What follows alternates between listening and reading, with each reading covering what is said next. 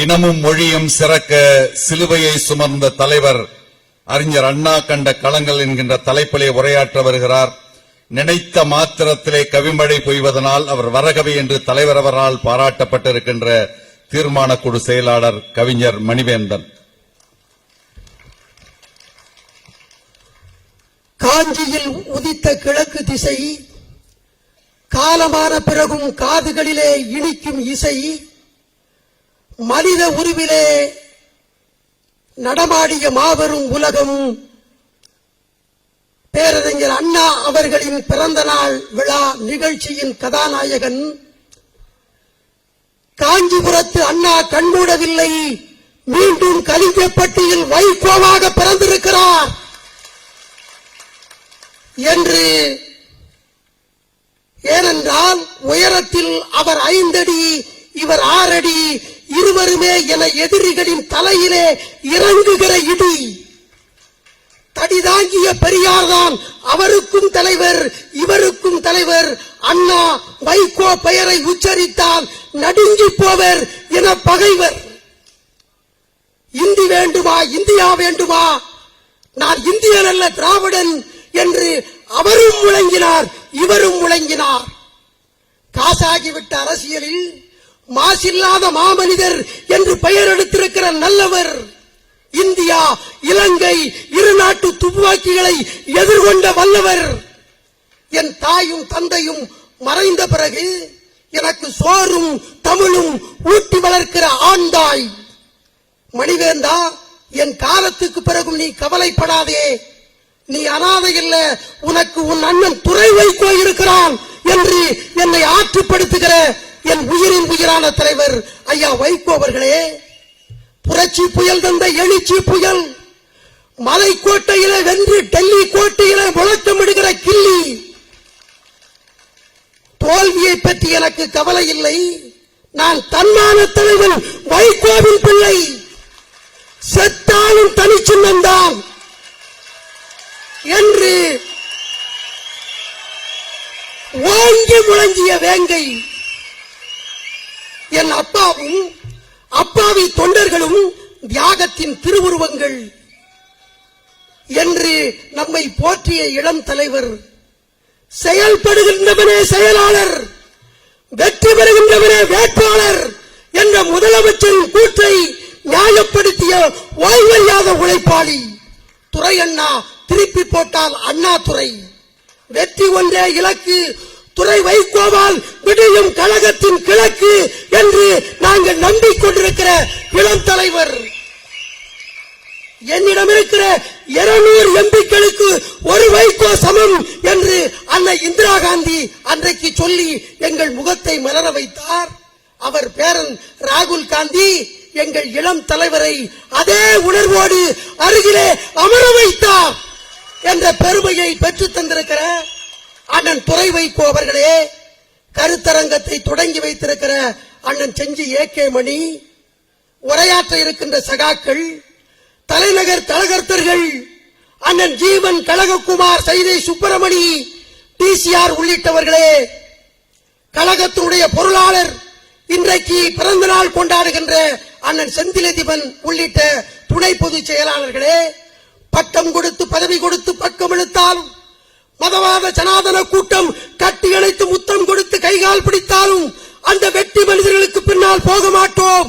வைகோவை, துரை வைகோவை வெற்றி பெற வைக்காமல் ஓய மாட்டோம் என்ற உணர்வோடு உணர்ச்சி பிளம்பாய் காமராஜர் அரங்கத்திலே அமர்ந்திருக்கிற புரட்சி புயலின் எழுச்சி புயலின் கண்ணின் மணிகளே வணக்கம்.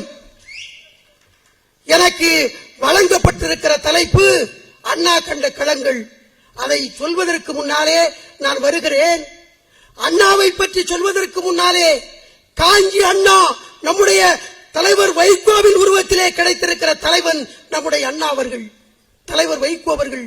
ஒரு காலத்தில் நீதி கட்சிக்கு சீமான்கள் கட்சி என்ற ஒரு சிறுமை இருந்தது. கான் பகதூர், ராவ் பகதூர், திவான் பகதூர் என்ற அரசு பட்டங்களையும் ஜாதிக்கு பெயருக்கு பின்னால் இருக்கிற ஜாதி பட்டங்களையும் துறப்பவர்கள் இருக்கலாம், துறக்காதவர்கள் கட்சியை விட்டு பறக்கலாம் என்று அண்ணா தீர்மானம் நிறைவேற்றினார். அதை அண்ணா துறை தீர்மானம் என்று வழிமொழிந்தார் பெரியார். அதே வழியில் கலிங்கப்பட்டியிலே வெள்ளை மாளிகையிலே பிறந்த தலைவர் வைகோ அவர் பிறந்த ஊரிலே இருந்து 6 மைல் தூரத்திலே இருக்கிற ஆவுடையாள்புரம் என்கின்ற குக்கிராமத்தில் ஒரு எளிய வீட்டிலே பிறந்த தம்பி மணிவேந்தனை சொல்கிறார். மணிவேந்தனுடைய உதட்டில் ஒன்று உள்ளத்தில் ஒன்று அவன் பேச மாட்டான். அவனுடைய உள்ளத்திலே இருந்து கவிதைகள் அருவியாக கொட்டும்.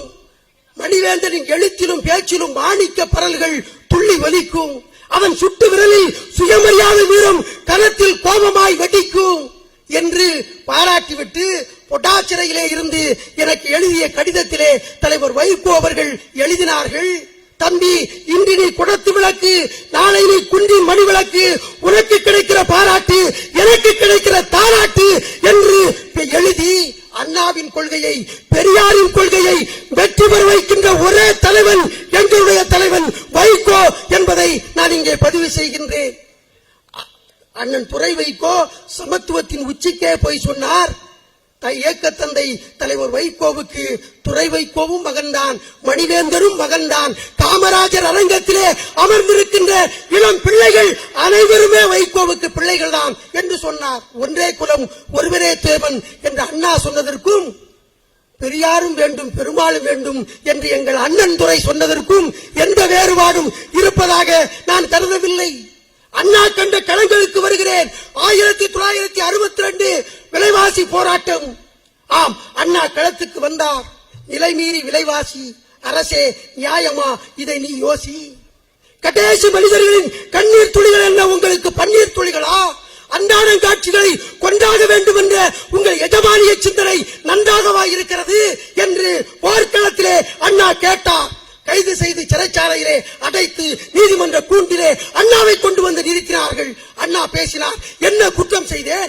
அன்ன சத்திரம் 1000 வைத்து அனைவருக்கும் உண்ண உணவு கொடுத்த தமிழனின் இந்த இதயத்தை கண்டு, ஈர இதயம் கண்டு நான் கம்பி சிறை சென்று உங்கள் முன்னாலே நான் நிற்கிறேன். என்ன தவறு செய்தேன் என்று அண்ணா கேட்டபோது நீதிபதியே சொக்கி போனார். அண்ணா, உங்கள் ஆற்றலுக்கு தலை வணங்குகிறேன் என்று நீதிபதியே சொன்னார். அதே போலத்தான் ஸ்டெர்லைட் வழக்கே என் தலைவர் வைகோ வழக்கறிஞர் வைத்துக் கொள்ளாமல் வாதாடினார். நான் பொதுநலத்துக்காக போராடுகிறேன், என்னிடத்திலே சுயநலம் இல்லை என்று சொன்னபோது குறுக்கிட்ட நீதிபதி அவர்கள் சொன்னார்கள், வைகோ அவர்களே, உங்கள் நேர்மை உலகம் அறிந்த ஒன்று, அதற்கு நற்சான்றிதழ் தேவையில்லை என்று சொன்னார்கள். அரசியல் தலைவர்களுள் நீதிபதியே பாராட்டிய தலைவர் 2 பேர். ஒருவர் அண்ணா, ஒருவர் வாழும் அண்ணா. எங்கள் வைகோ வாழும் அண்ணாவாகவே எங்கள் வைகோ இருக்கிறார். அதை போலத்தான் விலைவாசி போராட்டத்திற்கு பிறகு கருப்பு கொடி போராட்டம் 1965 அண்ணா அன்றைக்கு பொங்கி பிரவாகம் எடுத்தார். லட்சக்கணக்கான மாணவர்கள் திரண்டார்கள். மாணவர்களுடைய கபாலங்கள் அன்றைக்கு உழைக்கப்பட்டன. எங்கும் துப்பாக்கி சத்தம் கேட்டது. அப்போது விக்டோரியா விடுதி மாணவர் நம்முடைய தலைவர் வைகோ. கருப்பு கொடி ஏற்றப்பட்டது குடியரசு தினமல்ல, இது குடியெடுக்கும் நாள், கருப்பு கொடி ஏற்றுங்கள் என்று அண்ணா சொன்னதால் ஏற்றப்பட்டது. விக்டோரியா விடுதியிலே ஏற்றப்பட்ட கருப்பு கொடியை கீழே இறக்கி மாணவர்களின் தலையிலே வடிந்து கொண்டிருந்த ரத்தத்தில் நனைத்து அதை கருப்பு சிவப்பு கொடியாக ஏற்றிய வெறித்தனமான திமுக தொண்டன் நம்முடைய தலைவன் வைகோ. எனவே அந்த தலைவன் வைகோவோடு இந்த மறுமலர்ச்சி திமுகவிலே பயணிப்பது நமக்கு பெருமை. நான் சீக்கிரமாக முடித்து விடுகிறேன்.